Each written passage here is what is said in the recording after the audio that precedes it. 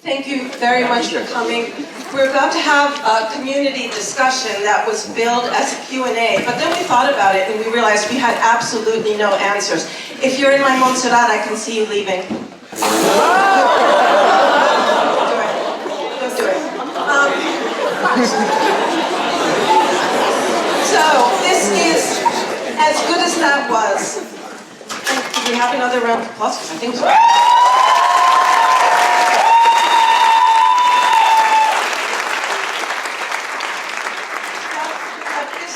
This is your non-professional, non-acting, mostly. Non-acting, never been up there before, just a group of ordinary citizens walking around. And they worked hard. So, who said that? Who said that? Yeah, they were. They were. Yeah!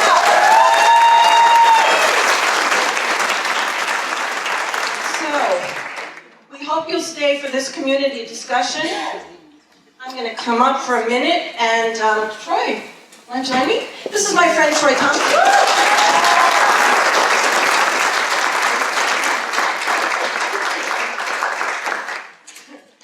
Troy is the No Evil Project. We're going to explain all that in a minute. We'll be right up. Please stay where you are. Hi, Laura, what's going on? What? You know, okay, yes. Okay. Before we start, here they are. Yeah, thank you, I tried. Before we start with the Q&A, I wanted to talk for just a moment about something I've been thinking about, and that's the topic of leadership and what it means. So I looked it up. According to the idea of transformational leadership, an effective leader is a person who creates an inspiring vision of the future, motivates and inspires people to engage with that vision, manages delivery of the vision, coaches and builds a team so that it is more effective at achieving that vision. So leadership brings together the skills needed to do these things, but leaders are not born. They grow, they evolve. You want to know how? Step 1, be too shy to speak in front of your class and have your professor drag you to You Need to Act. Step 2, insinuate yourself into the organization by immediately taking charge of all the organizational details. Step 3, begin to take on small, modest roles in the troop. Step 4, learn to juggle an extremely demanding academic workload while taking on greater responsibility in You Need to Act. Step 5, conquer the Madrid theater scene in 1 month. Step 6, be braver. What I could talk about. Be braver than imaginable on stage. Step 7, become the most influential student leader this troop has ever known, this troop has ever known. Katie Santoro. Yeah.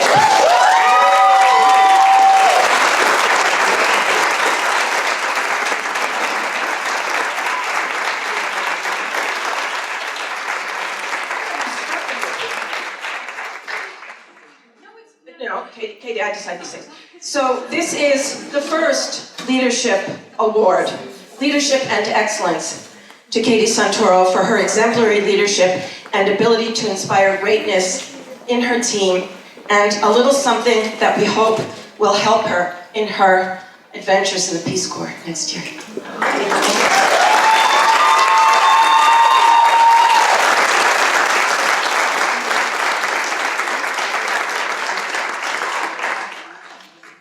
We welcome your questions. Oh, this is important. There are 2 people who are not here tonight. My dear friend and colleague, Amit Taneja, Dean of Diversity, was called away on a personal matter at the very last minute, and my colleague, what's her name? Oh yeah, Helen Freear-Papio, who is devastated to not be here tonight. She's my partner in crime. And so we miss her very much, and this is in her honor. Okay, ask me questions. Ask them questions. Ask him questions. We're gonna start calling on people. Anything? Hello. Oh, Grace, would you like to bring a mic to somebody?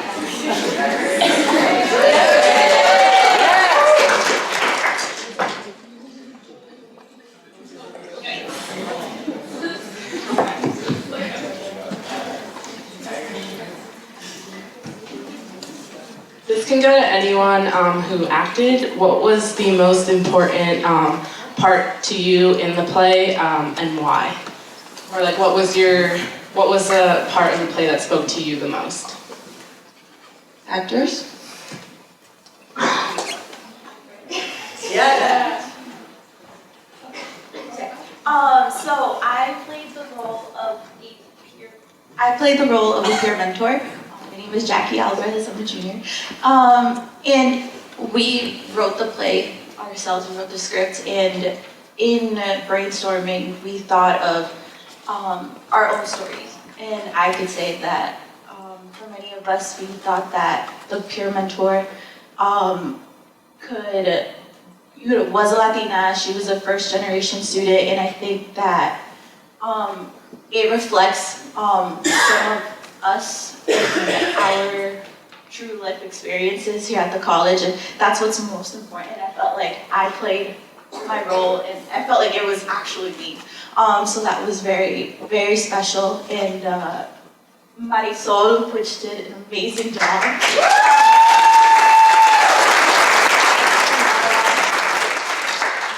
Her monologues were so powerful, and I think it was truly special to write that and then see it being, performed on stage.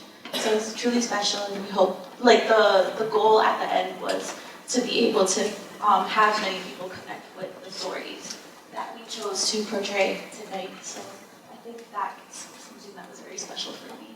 I don't know if anyone wants to add to that.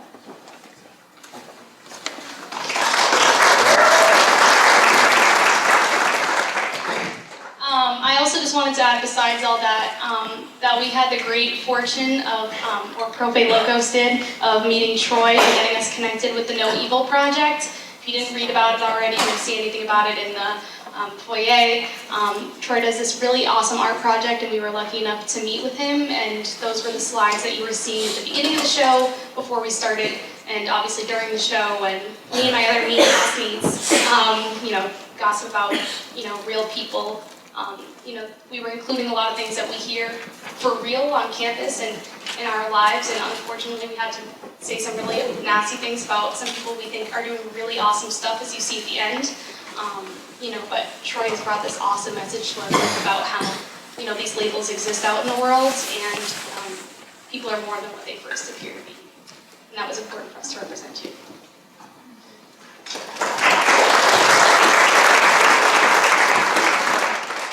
So I literally met Troy on the street. It doesn't sound good, but that's how it happened. On the street, when he was at the festival Start on the Street, and he had his booth there, and he was taking pictures. And I took a picture, I don't know, every year for 4 years. I was there a lot. And because I found it very compelling, this message of labeling and how we other people, how we make them different from ourselves. And what's the power in labeling ourselves? And how do we sometimes internalize the labels that others put on us? And suddenly I just saw this play with Troy. He didn't know it yet. So, any other questions? I'm sure. Yes? We're bringing a mic to you. So I came to support Leaf, so I wanted to ask Leaf this question, but also any of the other actors that portrayed one of the more evil characters. What was it like to step into the shoes of somebody that was just inherently a bad person? When you're somebody that would never say one of those things on a day-to-day basis, and what did it teach you about being in that kind of situation, and how you can be a better kind of bystander rather and act upon it? Yeah, I think that's a really good question. Honestly, at first it was really uncomfortable. A lot of laughs with Aitor and just trying to get the uncomfortableness out of us.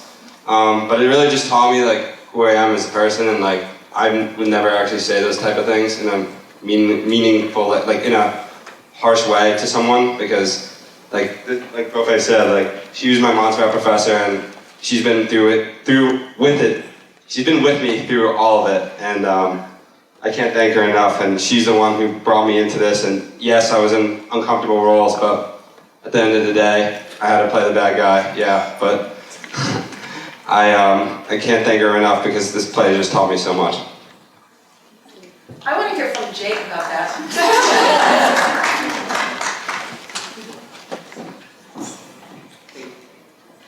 Hi, so I'm Jake. I played the part of the one very creepy professor.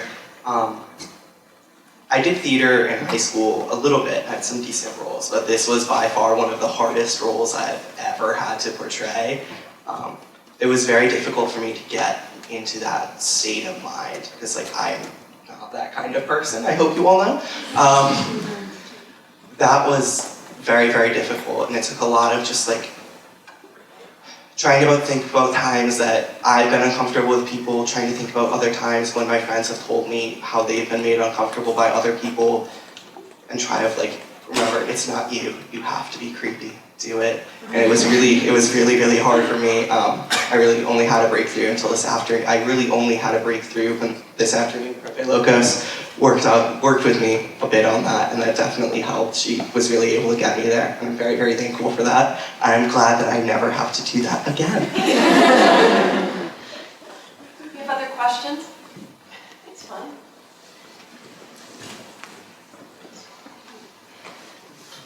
Good evening, my name is A.J. Lito, and I'm the president of the board of the No Evil Project. And in addition to this wildly impressive experience, I personally had a growth experience tonight. There's a way in which your presentation presented me with a real-life documentary experience. You showed us real life tonight. I know you thought you were acting and putting on a play, but the truth is that you were representing people who either are us or the people that live in our hearts, but also the perpetrators of our discomfort. That's the preface. My question to you is this. I'm a transformational trainer and coach, in addition to being involved with this not-for-profit.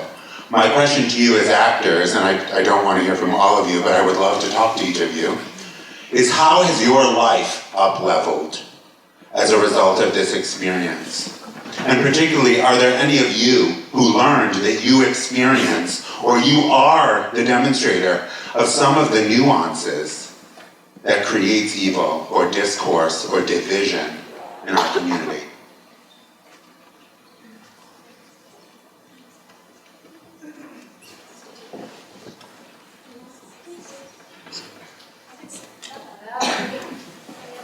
So hi, I'm Bella, I'm a freshman. And Freshmen, can you raise your hands how many freshmen we have here?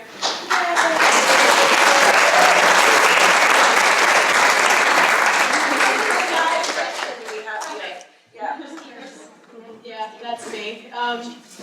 So as a freshman, I am, or just specific to me, I was what Prof. Lokos just described, the one who has to be, you know, coerced into doing things out of my comfort zone. So even being in this play was a huge step for me. Not only to see people's stories, our stories shared on stage, but even to like be able to do something like this, to take a microphone and talk to a room full of people, like that's a lot for me. But at the same time, we do see ourselves in those victim roles sometimes, but sometimes we see ourselves on the other side of things. So specifically the gossip scene, the Kimball scene, where, you know, there are some mean things being said. You do find yourself in those positions sometimes at the end of the day, and being able to do this play has opened my eyes to, I guess, the things we all need to work on, whether it be little nuances, little things we say in passing, you know, or whether there are those big things that we do have to take on in this community, in school, and in the world. So yeah, this has definitely been huge growth opportunity for me, and I think the same goes for all of us here.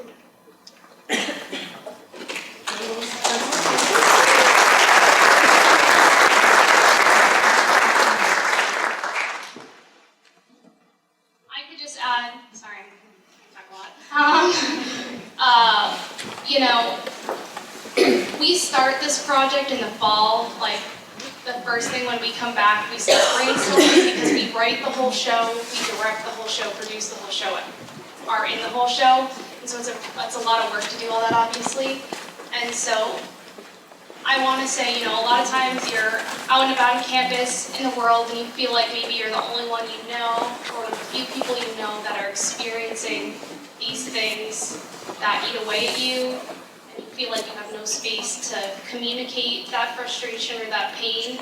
And, you know, along the way we have a lot of people in the group, and then, you know, sometimes people fall off the group, you know, they can't make the commitment to be here all the time. And, you know, one of the great things about this group, I think, is that we've all figured out that all of us care enough about this, and that there are other people that are frustrated enough and pained enough to say something and put so many hours into producing something that feels authentic and real and communicates, you know, our shared values. So that's been an incredible and really empowering thing. I think that I speak for everyone. Thanks.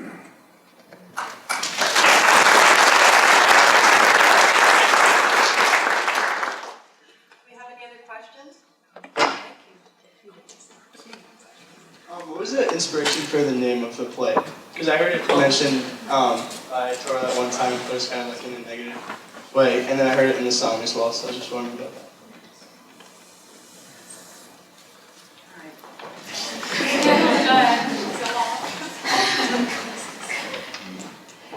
It was really hard to name this play because it was a collaboration with Troy and the No Evil Project, and you saw that each of Troy's photographs is the classic see no evil, hear no evil, speak no evil, but I didn't have that much room.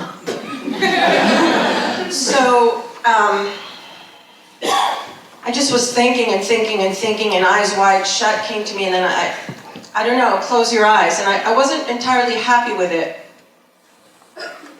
Cierren los ojos. I wasn't entirely happy with it because it left out the other two senses, but when I really sat down and thought about it, I thought, mostly what we do when we other people is that we close our eyes. And that's how it came, and then it sort of started inserting itself into the play, and at one point Troy asked me, why that title? And I said, I don't know, but that's what we've got right now, and we've already published it somewhere, so that's it. But here's when it made sense to me, and it always happens this way, organically, is when, where's Teddy Murphy? Teddy Murphy, who's been writing our songs.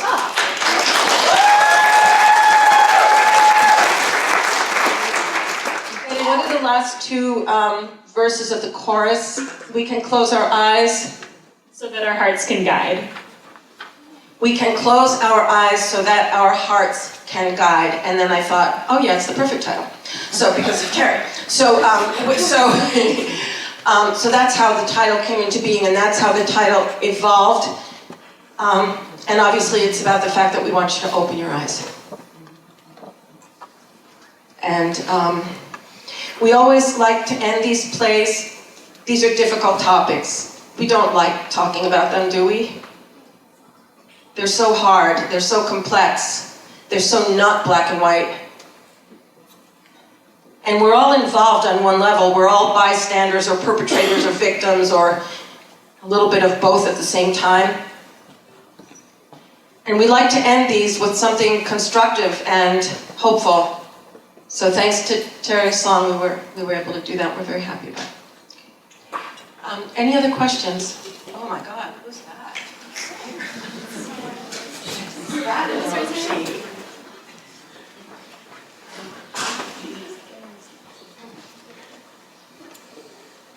Hello, I'm not part of this community, and seeing your souls and harps on the stage were quite moving, particularly flipping around the stereotypes of ensuring that the scene where the straight Quidditch player is flipped around to say you judge me too was also really powerful.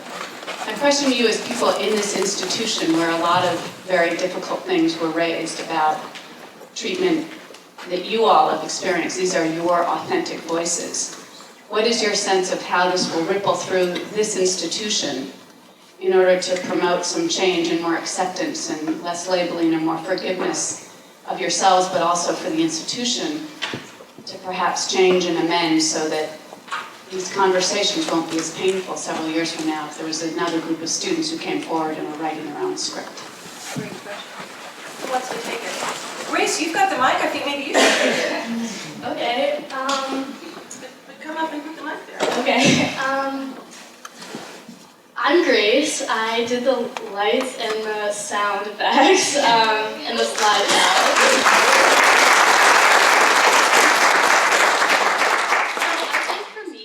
Doing You Need to Act this year has kind of created a space for me where I can kind of, like this group of people, most of them I had never met before I joined, so it was a really cool space where it was like, kind of like strangers at the start, and then we all became friends, and we had these difficult conversations as we were writing the script, which are obviously like, as you can see by the emotion portrayed on stage, like really central to like things happening on this campus, and like realities that, you know, permeate to our like everyday lives on this campus. But I think kind of the moral of the story, if there is one, is that we are a community and we have this space where we can all be together, and it's growing. And I think more students on this campus are starting to feel like they can be part of these spaces where, you know, we talk about difficult things and we come together on difficult subjects. And for me, You Need to Act has really been one of those spaces, so I hope that over my next 2 years here, it continues to grow. Anybody else? I have a question.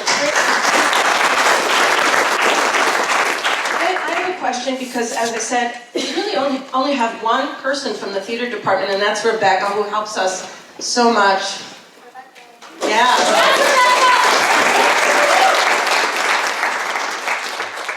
I have a question for those of you who had really personal and difficult scenes, difficult monologues. I'm thinking about Katie, I'm thinking about Guillory, I'm thinking about Jake. How did you get there? What was it like? How did it start for you? Was it easy to get up there and just say, oh yeah, this happened to me, and it was just... How was that? How did that go? Hi everyone, my name is Guillory. I'm a junior here. Disclaimer, I've never acted in my life ever, so Can you believe that?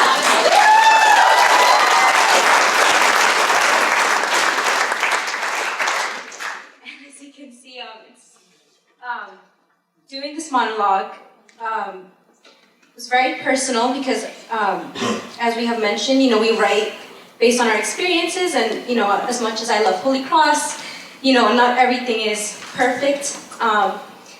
So getting up on stage at first was very, very difficult. You know, I felt like I was saying just lines, and not because I didn't feel it, but because it's very hard, you know. For me personally, I'll speak with I statements. When I experience these things, I personally try to shut them down and not think about them, pretend like they don't exist to me. So when I had to do this, I had to open up and say, everything that you've been hiding, everything that you've been pushing these years, you have to open it. Because I know others have felt it as well. And I wanted this to reach, you know, people who have been doubting themselves. Like, we are our own worst enemy, and just side note, like, we belong here. Like, we worked very hard to get here, and don't let anyone tell you otherwise. But fun fact, actually, what you guys saw was actually improv, because I just felt like I just couldn't put the emotions into the lines. I just was blocking myself too much, and I just couldn't.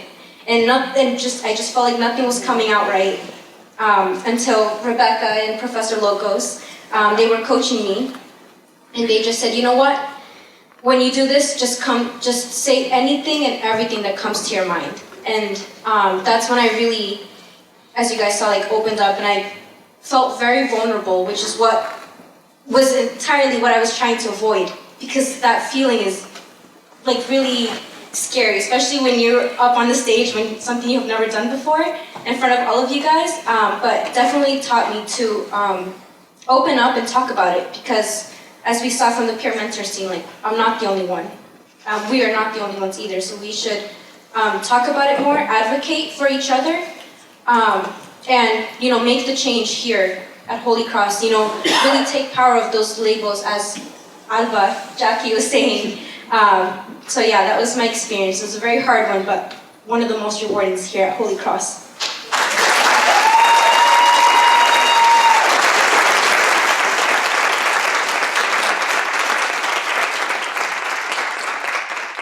Hi, my name is Prof. Thompson, and one of my labels is introvert, so bear with me.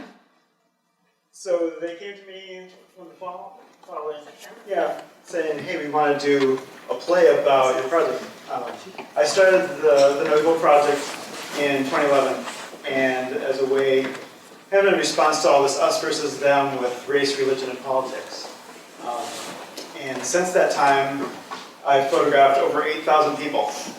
You can see No Evil, Hear No Evil, Speak No Evil. So I photographed people like that, and then they picked 3 words that describe themselves, from race, religion, politics, hobbies, physical and mental conditions, whether they're a Mac user or a PC user, whether they're a Red Sox fan or an Yankees fan, really, serious stuff.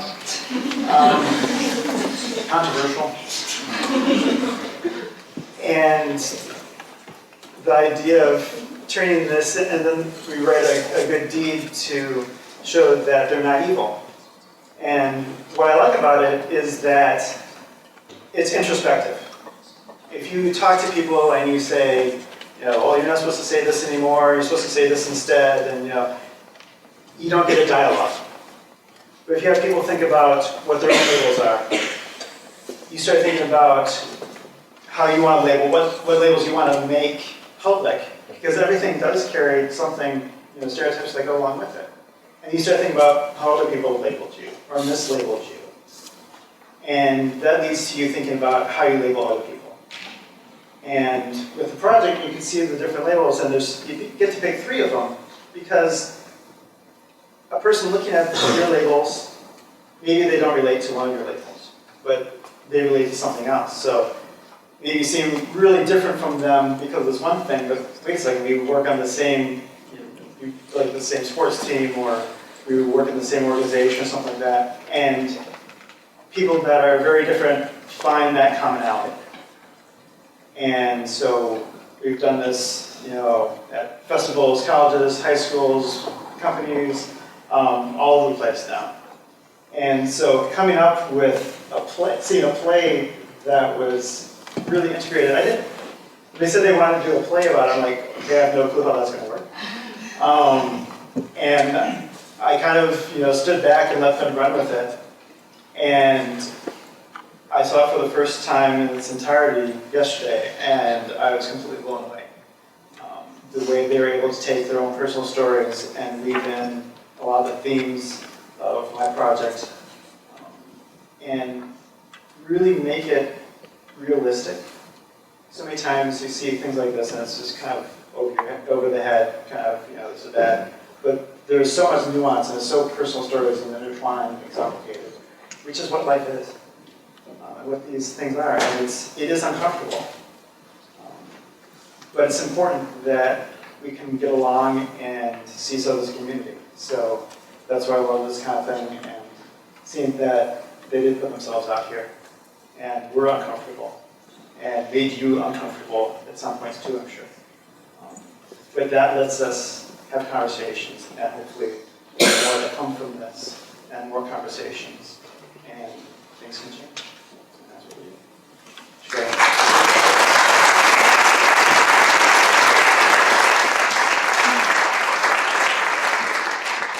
If there are no other questions. Really? Got you. Okay, come on down. Can we get a mic to this one?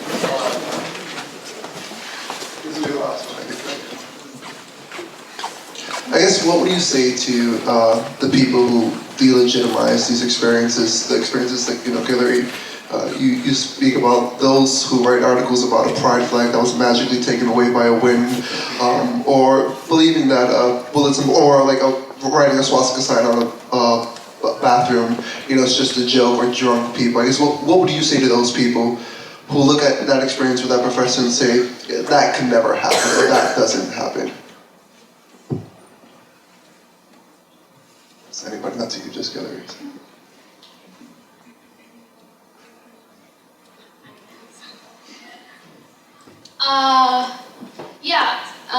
I guess obviously this is something we bring up in the email scene where we have Rebecca, who's playing a survivor in a sense from the party scene that you see later. Interestingly, a lot of people laughed when, I just wanted to bring this up, when people drag her off stage. I don't know if it's because people were uncomfortable. Why did people laugh when I yelled, close your eyes, and she was dragged off the stage? Why did people laugh? Well, I don't know. We're not gonna.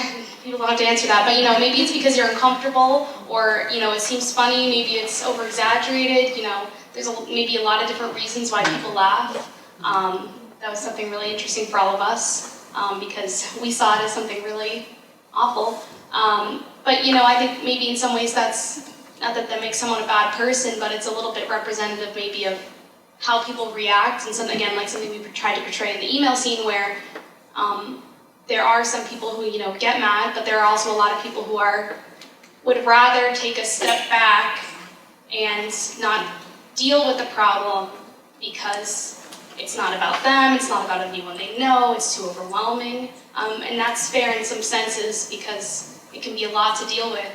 But on the other hand, when you take that step away and you say that's not my problem, then it puts us in a situation where people who have had those experiences, whether it's sexual assault or aggravated assault or discrimination or whatever it may be,